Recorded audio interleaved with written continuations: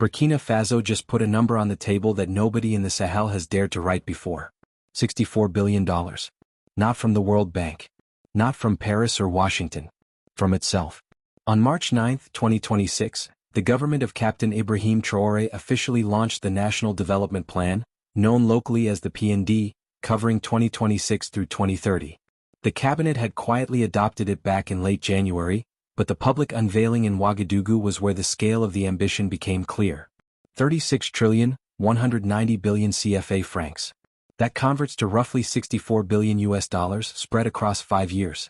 To put that in perspective, Burkina Faso's entire economy, its nominal GDP, was estimated at somewhere between $23 and $27 billion in 2025. This plan is worth more than double the size of the country's entire yearly economic output. It is, by a wide margin, the largest economic undertaking in Burkina Faso's history. So where does a landlocked, security-strained Sahelian nation find that kind of money? This is the part of the story that matters most because the answer is not foreign aid. Roughly 2/3 of the plan's financing is expected to come from domestic sources. That means revenue generated by state-owned enterprises, and new citizen shareholding programs that let ordinary Burkinabe buy into national projects. Finance Minister Abubakar Nakanabo put it plainly when he said that using the country's own sovereign resources, it can transform its economy and improve the lives of its people. That line is doing a lot of work. It is a direct statement that this government wants to break from the previous reliance on external financing that shaped so much of West African development planning for decades. And that shift did not happen by accident. Rewind to June of 2025. Burkina Faso nationalized 5 foreign-owned gold mining assets.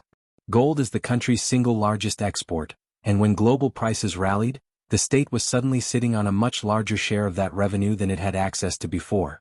The government used the windfall to repay more than $2 billion in debt, cutting its domestic debt load by roughly a quarter. That repayment improved the country's fiscal footing enough that officials now feel confident proposing a plan of this scale, funded largely from within. So what is the $64 billion actually meant to build? The plan rests on 4 pillars.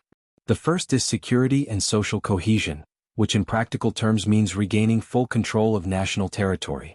Burkina Faso has spent years fighting armed groups across large parts of the country. Officials report that territorial control has already improved, moving from 69% in 2023 to just over 73.5% by late 2025. Without continued progress here, very little else in this plan is achievable, and the government knows it. The second pillar is local processing of raw materials, particularly in mining. Instead of exporting raw gold and other minerals, the goal is to build domestic processing capacity, so that more of the value stays inside Burkina Faso rather than flowing out to buyers abroad. The third is infrastructure to support industrialization. Roads, energy, and the physical backbone needed to actually run factories and processing plants at scale. The fourth pillar covers governance reform and human capital, essentially strengthening the institutions and the workforce needed to execute a plan this large without it collapsing under its own weight. Now, on the numbers themselves. Investment and capital transfers account for 34.5% of the total budget, which is the portion actually going toward building new things rather than covering recurring government costs. But here's a number worth sitting with.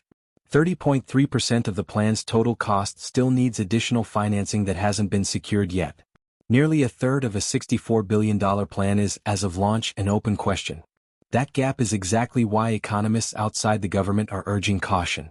Bernard Wanji, a former senior United Nations economist, told Channel Africa that the plan's financial envelope should be approached carefully, and suggested the magnitude should be, in his words, slashed by half. That is not a fringe opinion. When your development plan is worth 2.5 times your entire GDP, the math has to work under pressure, not just on paper. There's also a growth target gap worth noting. The International Monetary Fund projects Burkina Faso's medium-term growth at around 4.5 to 5% annually. The government's own targets under this plan are far more aggressive, aiming for 6.1 to 7.2% growth per year. That's not a small difference.